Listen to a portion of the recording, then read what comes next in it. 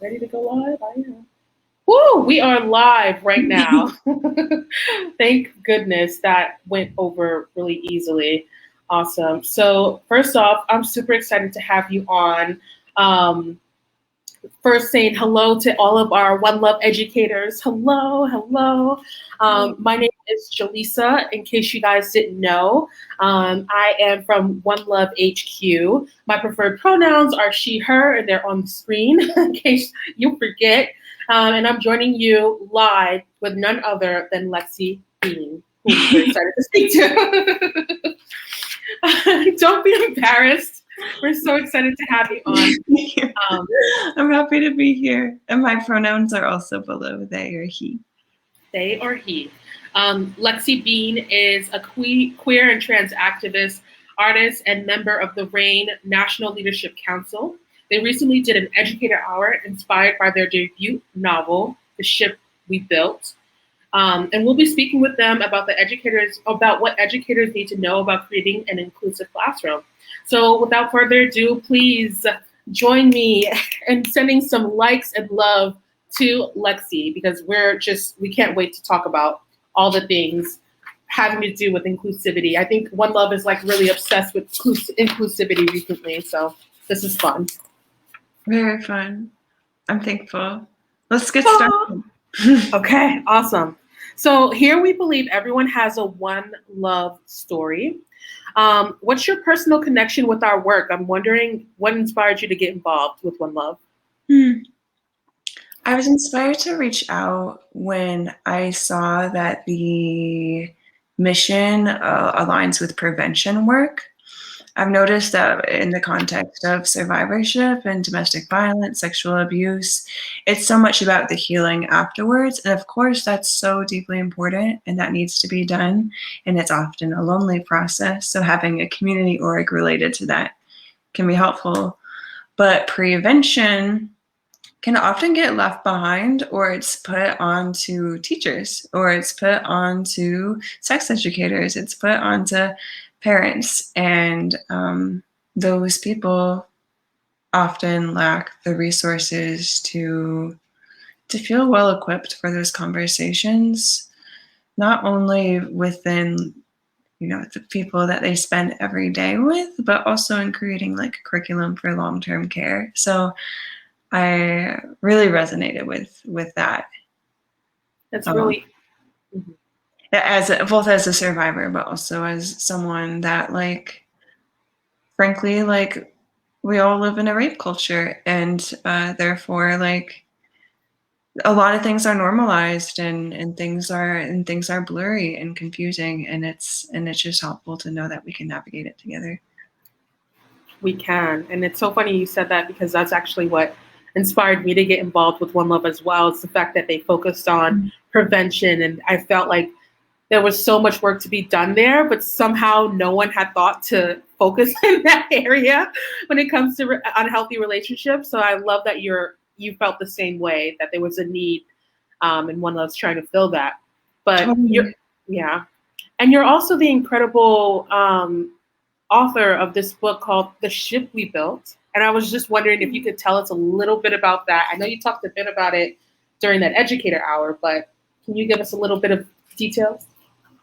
Yeah, sure. So I'll wrap it really quick. Yay!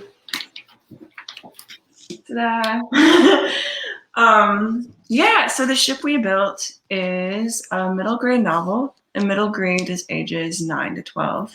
The ages where people are facing a lot of change and facing a lot of fear of change. And so that's definitely one of the main themes of the text.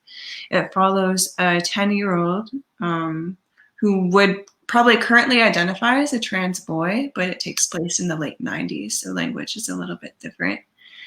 And each chapter is a letter that's attached to a balloon, and it deals with themes of loneliness and incarceration and questioning and nature and faith. And it's technically the first middle grade novel centering a trans boy to be written by one, which is both like very cool. And also, like, it came out in 2020. That's a long time to not have someone with that experience writing about it. It's a very long time. So I definitely have mixed feelings about that, that accomplishment. So, but yeah, it's called The Ship We Built, and I'm thankful. I'm thankful to share it. I love reading it out loud as well. Oh, I love that. And it's so, yeah, that what you just said is so interesting. Every time we make progress, I'm always humbled by how far we still need to go. The fact that this is the first of its kind really it's bittersweet. Absolutely. Yeah, it's so bittersweet. Yeah, and it was a lot of pressure as an author to feel like I had to hold an entire community in that way. Yeah. How did you go about, before we go on to our next question, how did you go about creating the world in which this little boy lives? What inspired? Well, the first draft was written as a gift for one person. It was for someone who I had really big feelings for, in a crush way. And so when they were like, write a children's book, I was like, okay. Oh, But I definitely think of the first version as a Valentine, and I also think of the last version as a Valentine. And so that I'd say that's the foundation of the world. And by Valentine, I mean it's like something that's shared like this, like shared like sort of carefully and lovingly, with a little bit of fear too. totally. Now, at One Love, we believe that love is a skill. I'm wondering when you realized that love is learned. Oh shoot. Yeah, this is a really good question. I would love to ask like everyone I know this question. It's really good. Um, my impulse says that it was it was when I reached adulthood, actually, because I noticed, as a survivor of childhood sexual abuse, I like have normalized so many things, a lot of bad things I've normalized, through just growing up with that. So in my I'm still in my early adulthood, but even in my earlier adulthood, like I kept ending up in situations or relationships that really mirrored my childhood in a way that I had promised myself I would avoid. Um, and I realized that's not a fair promise to make myself. Um, and kind of relates back to the first question of why I was resonating with One Love, and that was the theme of prevention and just getting to a space of denormalizing bad behavior, and at the same time acknowledging that it's very normal, and it's an interesting juggle of like being like, this thing has become very normal in our society, and a ton of people experience this, and I'm not alone. And then also like, how can we denormalize it too? Yeah. It's a strange space to be in. But it was basically when I just kept ending up in things that just really perpetuated things that I had grown up with. And I was like, oh, I learned this. And that in a way allowed me to sort of shift the blame off of both myself and even the individuals or the perpetrators to a certain degree, of acknowledging it's a much larger cultural thing. Totally. And it's interesting that you say that, because when you were talking, I realized, why we get pushback from some people. And it's not because they don't want to do better and become better partners or, exist in better relationships, but it's also just because so much of the things we consider that we know are unhealthy at One Love are normal, that people don't even realize that they've been in this operating in a way that's really just not optimal to any relationship. And so, when you kind of I wouldn't say call them out on it, but call out the behavior, there's almost like this knee-jerk reaction to defend it and, you know, point the finger at something else or someone else out there. And it's just like, it's just the behavior. It can change. It's okay. So that's really interesting that you said that. And I just wanted to call out Frank. I believe it's Vaca who's watching it live now. He so kindly said, good afternoon, and added a link to the ship we built on Amazon. Thank you, Frank. Lots of hearts to you. Thank you for joining the live. As I'd mentioned before, Lexie, you did a workshop for our Educator Hour with the lovely Annie, who does amazing work all over the place, but especially with the Education Center. And you discussed relationship abuse and the trans community. And I'm wondering if you can tell us why trans youth are more vulnerable to relationship abuse. Yes. I'm going to say a lot of things quickly. Okay. Because there's a lot to say. And I don't have all the time in the world. And I also want to say that for anyone who's listening right now, there will be like a slide version, like a poster version of the things that I'm saying. So then you can access them for later, because I think this is really important.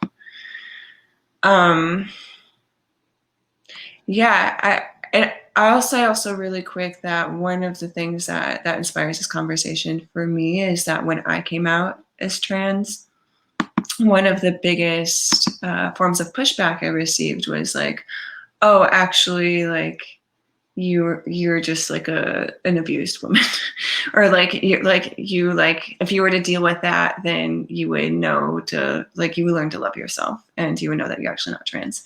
So it's a very specific kind of misogyny and transphobia and all the things. But that very much fuels this conversation for myself.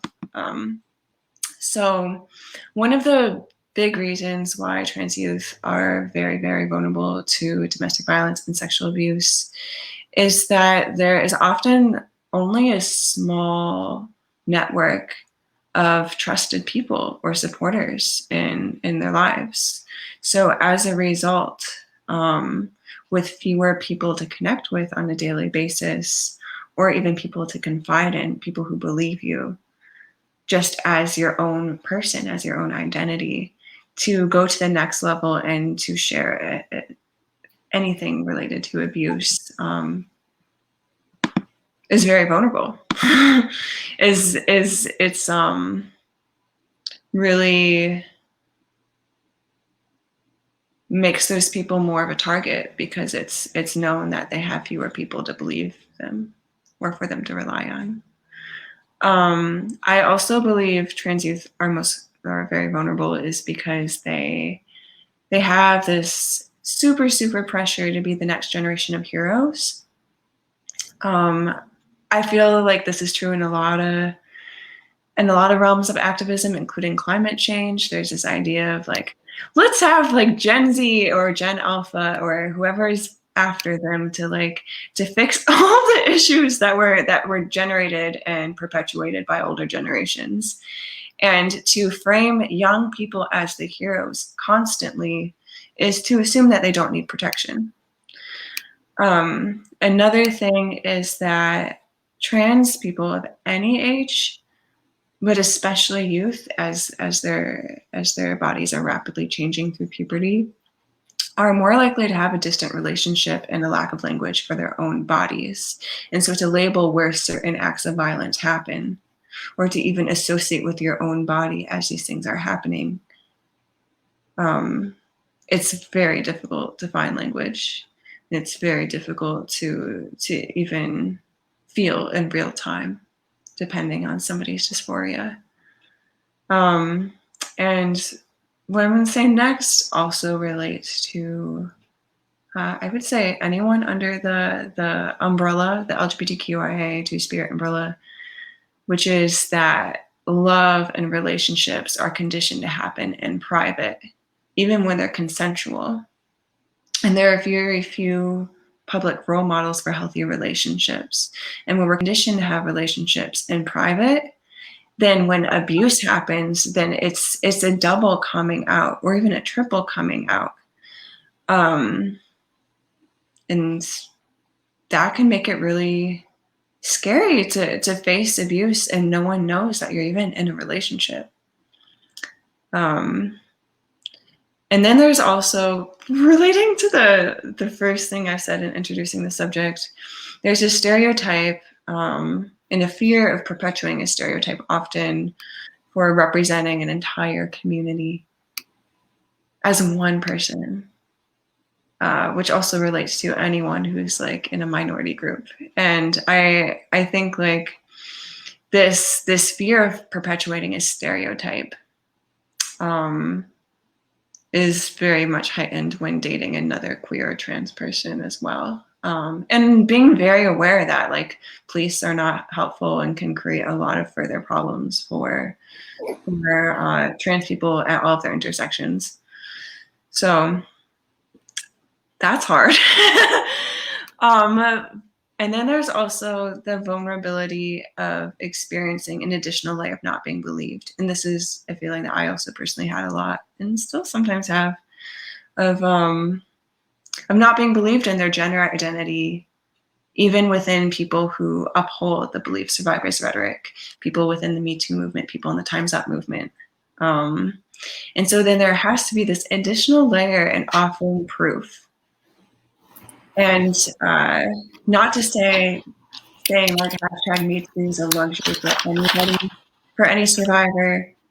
It's hard. It's not an easy thing to say, but for trans people and queer people, there's this additional layer of having to do way more explanation beyond just saying Me Too, offering context, offering evidence. And that kind of leads to these next 2 points where trans boys, non-binary masculine folks are often not able to access mainstream survivor spaces or narratives because of this pressure to claim womanhood in order to participate in dialogues or life-saving resources.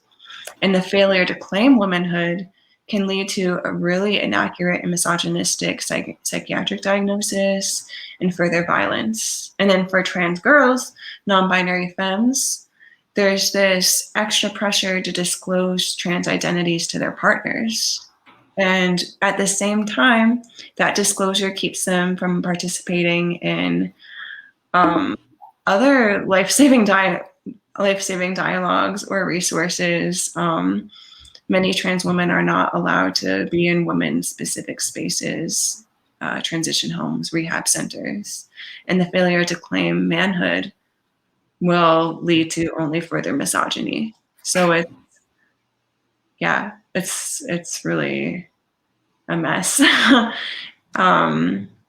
Which is to say that like people assume that being trans leads to abuse. It's the other way around.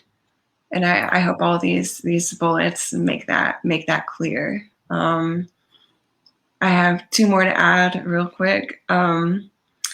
One is a majority of social services are not appropriately trained to support trans people.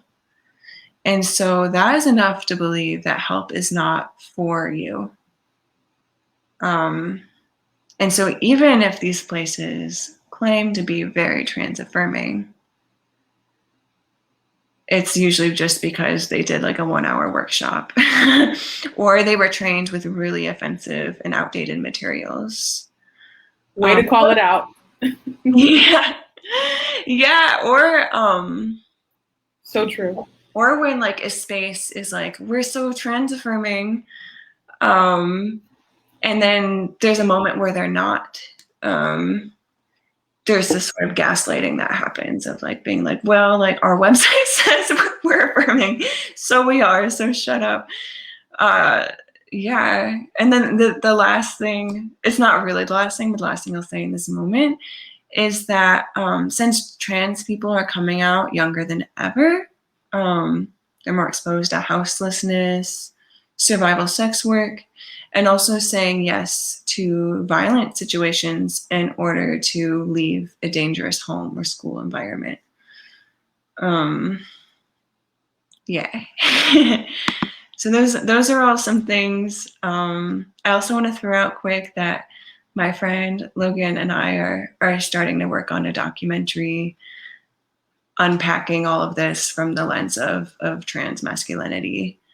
And why is it that social services have failed so many trans people? Yeah. Yeah, I mean, thank you for calling that out. And first up, I mean, you touched on so many different things. There's so many layers here, and just on that point around, services, it's interesting. Something we talk about a lot here is who gets to be a victim. There's so many people, specifically in the LGBTQ plus space, that are not seen as victims at all because of all the things that you said, and so many others. That these service centers were just straight up not built or set up to service and to support people. And you're so right about the 1 hour workshops, and we are here to help everyone. It's really nuts. So thank you so much for all of that. And I wanted to circle back with something you said about a lot of people think that trans and non-binary folk will experience more abuse because they're trans and non-binary, but it's the opposite. And I just wanted you to kind of unpack that just a little bit more. Sure. Yeah, I'll use I statements and just relate it back to my own experience. But basically, so when I came out, there was a belief that like I was trans because these things happened. And in looking back at my past and lacking a lot of language for my body and experiences, I actually think that my abuse in the past prolonged my coming out process. Did not make me come out any sooner. I've mentioned in a piece of writing before, I can put in the comments later on, that like there's nothing about rape that taught me to be honest about my body or boundaries or what I choose to celebrate. It did the opposite, and it's very frustrating to me when people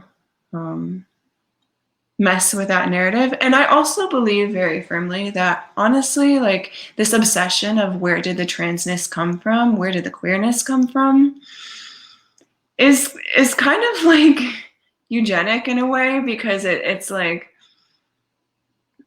this obsession of like what went wrong, how is this scientific,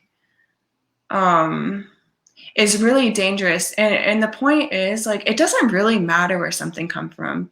And even if my identities did come from my past trauma, still respect me and still respect the words that I'm using for myself and for my experiences. And it's not up to you to excavate. Well said. Well said. Lexie, what does creating an inclusive classroom for LGBTQ plus youth mean to you? Ooh, I love your response. Again, there will be a slide that says these things more succinctly than what I'm about to say, because I'm going to say them quickly. Really, I guess in summary would be creating an environment where change is allowed. Like that would be like the little bow, but it's also important to be specific here. And then the things I'm about to say, I want to thank and acknowledge some of my teacher friends who helped me think about some of the things that I'm about to say.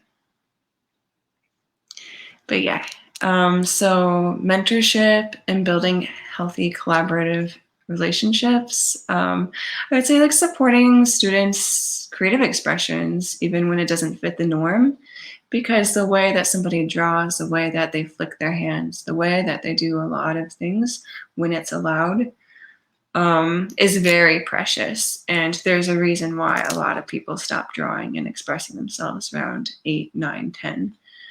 And it's because of these small comments that can squash creativity and expression. And that, of course, links to gender. I said this before about allowing change. So allowing students to update their names and pronouns throughout the year, and always clarify who they want those names and pronouns to be used with, whether it's just you, whether it's just the classroom. Maybe it's not going to be with their families, maybe it will be, but give the young person agency in setting their boundaries. And a friend I met recently has this beautiful analogy for boundaries I just want to share. They said that boundaries are not like walls, they're like rose gardens. And they can be beautiful to walk through together. And so I just want to offer that when thinking about growth, change, and celebrating boundaries, actually. Don't push the gender binary on students before, during, or coming out, before, during, or after their coming out process. And there's an infinite way of living in any identity. So for example, like if someone comes out as a trans boy and then they wear a shirt with like a rainbow unicorn on it, where we associate, like we meaning like general society associates femininity with that, like don't label that person as confused. And I would say don't even do that for the cis students either. Allow there to be like just being human and trying things. I think that's the role of a teacher, is to allow some humanity in any space you're conducting. I would say really normalize pronouns of characters, historical figures, community members, whether or not they're cisgender or trans, and to throw that into a textbook teaching or a teaching of a novel. Like that's a really cool way to normalize that conversation without it being really high stakes with someone who's right in front of you. Have trans speakers present in your classrooms, and I really want to emphasize here that it shouldn't just be high profile trans people or even just authors or people who like are serving as like public figures. I think it's really important to have your trans speakers also be members of your own communities, because we should all know that they're a part of our communities. They live regular lives, and they're regular people who shop at their own grocery stores, etc.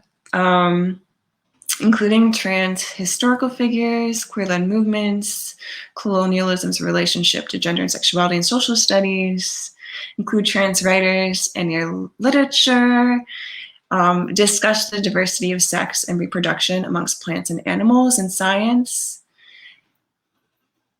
Yeah, I think it's really exciting to think about pushing on ideas and assumptions around gender and sexuality beyond history, and thinking about how it can fit into different spaces. Frank says thank you.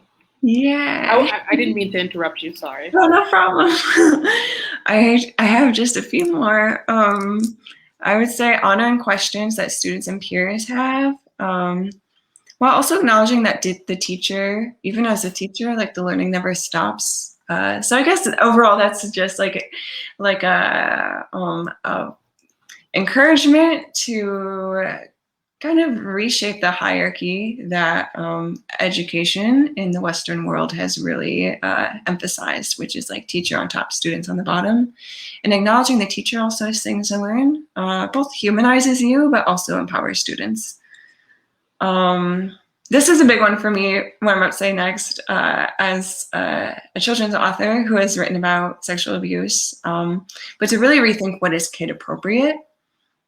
I personally believe that anything a kid is experiencing is kid appropriate, because looping back to the very beginning of this conversation, without dialogue, some things will be normalized or internalized, and that can cause harm all the way up until adulthood.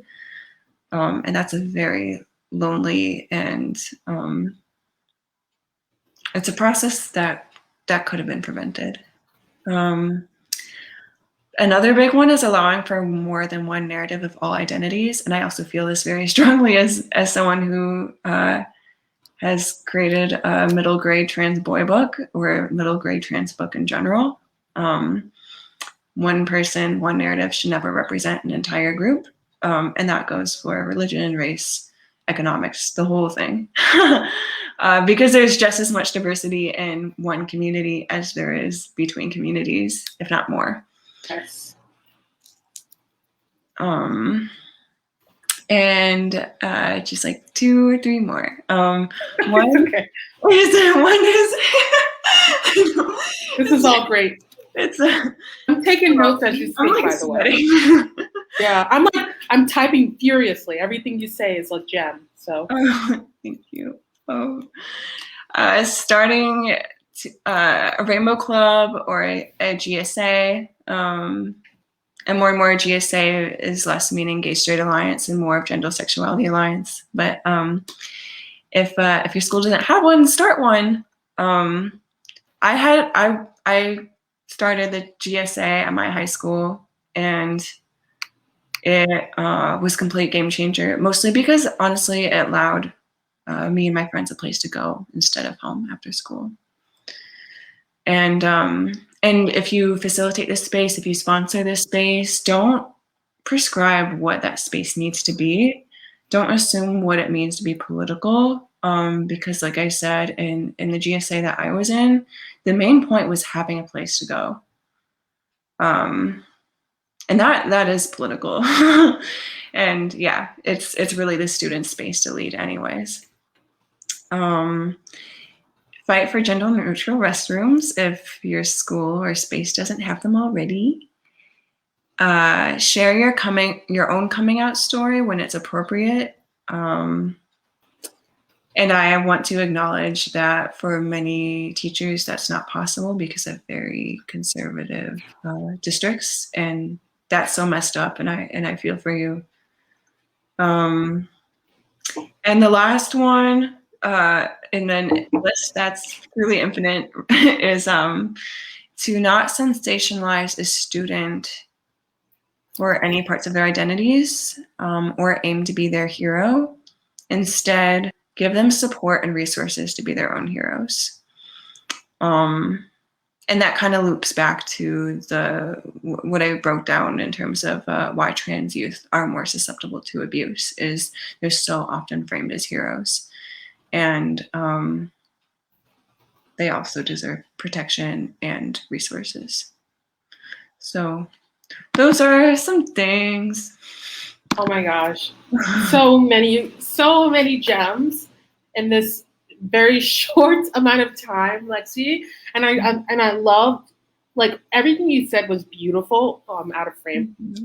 But I love that so much of it really boils down to being flexible as an educator, but also being respectful of your student as a human being, and not just, going back to that point around like challenging hierarchies and realizing you have so much to learn. And sometimes students can teach you. I'm sure every educator on this live watching the replay knows this already with experience, but like really leaning into that and being honest about like yourself being human, having flaws, being a lifelong learner. I consider myself a lifelong learner. I think everyone should be that way. And also just realizing that your students just deserve respect on a very basic, not just a basic level, but on a very human level. If they have a pronoun that they prefer or a name that they prefer to be called, I think it's just a matter of respect to honor that in another human. So yeah, basic listening. Yeah, and I love that point you added about adding pronouns to historical figures. One, because I don't think that people realize how many queer folk have contributed to history. Right. And so making people a little bit more visible in that way, I think is amazing, but also just normalizing talking about pronouns is really incredible. I love that tip. There's just so many tips here, guys. I cannot wait to rewatch this. Amazing. The historical figure thing's really cool too, because when people are just learning how to navigate pronouns in real life, there's a lot of like guilt that can happen that can actually put more labor on the trans person. So to put it on a historical figure who's where the impact is not immediate, and practice with that is really powerful. And I know you went down like a whole list of really actionable ways that educators can make the space more inclusive. And I guess I just want to ask, are there maybe a top 3 or 5 things that educators can do right this second, right now, to make their learning environment a safer space for LGBTQ students? Yeah. Also, knowing. Sorry to interrupt you. Oh, noting, no. Yeah, knowing that as educators, we have to be aware that just because a student isn't out doesn't mean that you don't have queer students in your class. They're probably there. Not probably, they're there, even if they're not out. So even if you think that what Lexie's talking about doesn't apply to your students right now, you actually don't know that. So please take out a pen and piece of paper, because they are about to drop some knowledge. Okay, yeah, to also like elevate what you just said. When I was growing up, like there were no openly queer students in my classes, and that was also partially related to regionalism. I grew up in a conservative part of Michigan, and many of us have come out as adults, and because of our coming outs as adults, like there's so many times where we have to raise ourselves, and yeah, it's just a lot of additional labor. But in terms of things that could be done like right now, or I guess later today or tomorrow, I think one would be really taking some time to yourself and thinking about what was helpful or painful in your own gender training, or in your own process of raising yourself, or in your own process of being someone who has received many layers of education. I think it does really have to start with yourself for so many things, and it's easy to get impatient with that, especially with things like social media and call outs and all these things. I think making apologies where they're needed is something that can happen sooner than later. I think, especially while virtual teaching has happened, there's a lot more room for kids to try things, actually, like with avatars, with putting their pronouns just in their next to their name, like we have in ours, in a way where it doesn't have to be this big announcement, where they don't have to face hallway banter in the way that they might have to when classes are in person. So if someone's navigating a virtual space, I'd say really lean into it, because there's a lot of room for creativity, and I think the internet is inherently queer. So like, yeah, rock it out. And I also think the other thing that could happen the most quickly is rethinking daily curriculum and pronouns. And like I said before, not just in history, but in all what's the word? Subjects. Yeah, but I would say the first one goes first, no matter what, because if one goes into this with like a savior complex, right, it can actually do more damage, more harm. It might not do more harm than the opposite, but it might still do harm. and actually not be sustainable because you'll tire yourself out. Also, I always feel like people who, and this is just my own personal thing, has nothing to do with One Love. I always feel like, as a Black person, when people engage me with that sort of complex, they're not really seeing me, the whole of me, as just a Yeah. person. They have this idea of who I am and all that means, and yeah. Which totally relates to one of the points that I remember hearing you have like a noise too earlier, which I loved, was like, the idea that like one person doesn't represent an entire community. So that's also something people can do pretty immediately. Like if you are doing, if you are going to bring like a trans person into your classroom, for example, like bring multiple if possible, and maybe do a panel even. Just offer examples of like, it's definitely not a monolith. Yeah. Which is great. Amazing. Thank you for all of those points, Lexie. And because you're an author, and just for those of you who are just joining now, once again, Lexie's book is The Ship We Built.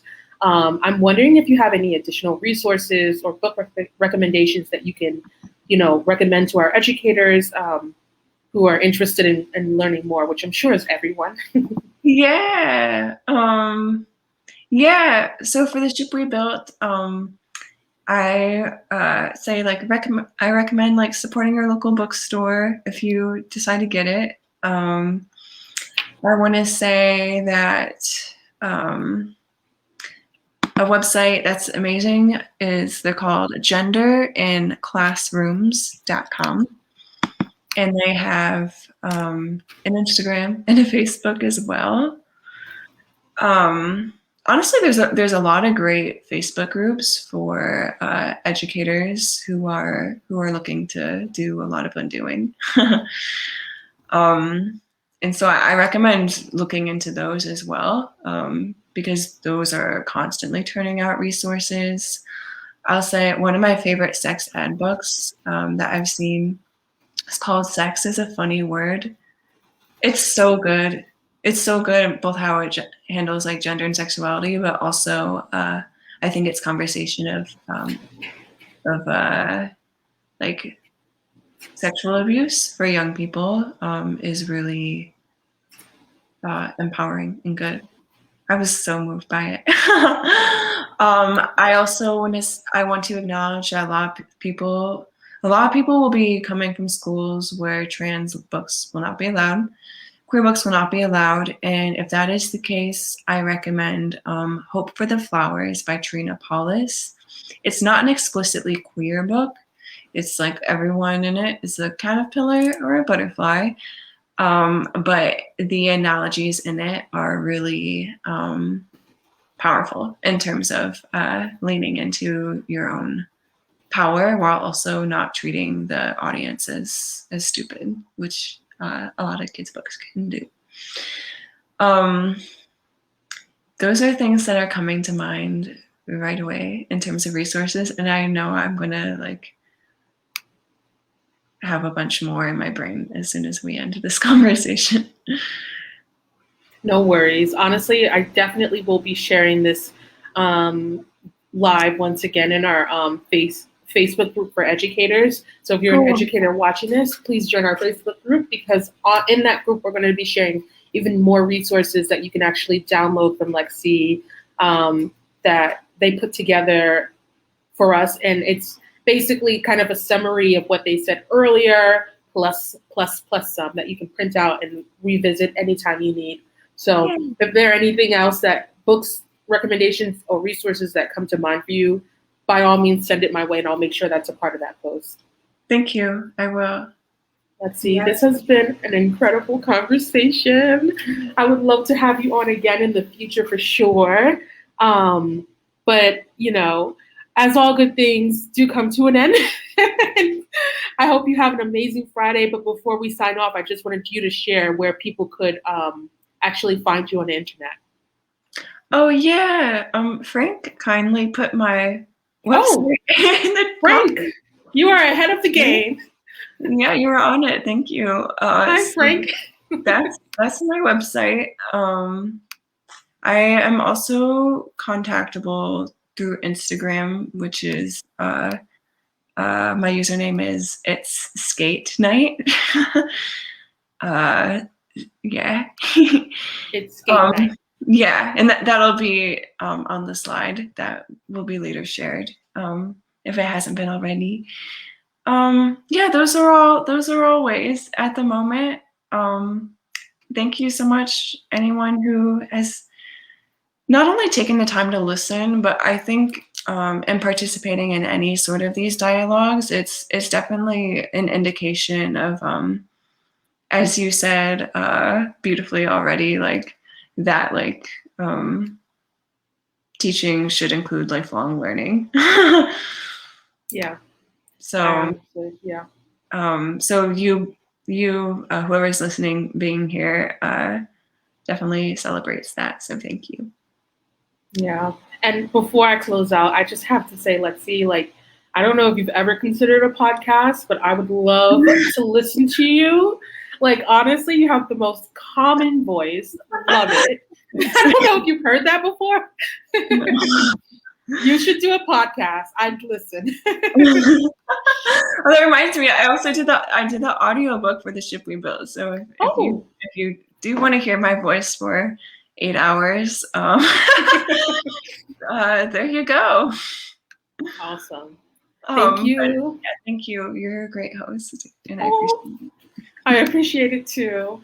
All right, guys, for joining. Thank you so much. For more information, insights like this, interviews and presentations, please go to joinonelove.org/@home-with-one-love and sign up for our educator hours. They happen every month, I believe bi-weekly, and they're led from members of our incredible engagement/program staff, and they feature people who have insights just like Lexie for educators and for anyone who wants to make classrooms more friendly for students, more inclusive for students, who want to basically level up their own knowledge about relationships and really get this prevention education to the people who need it most, which are young people. So thank you guys so much. We're going to end the podcast. The podcast.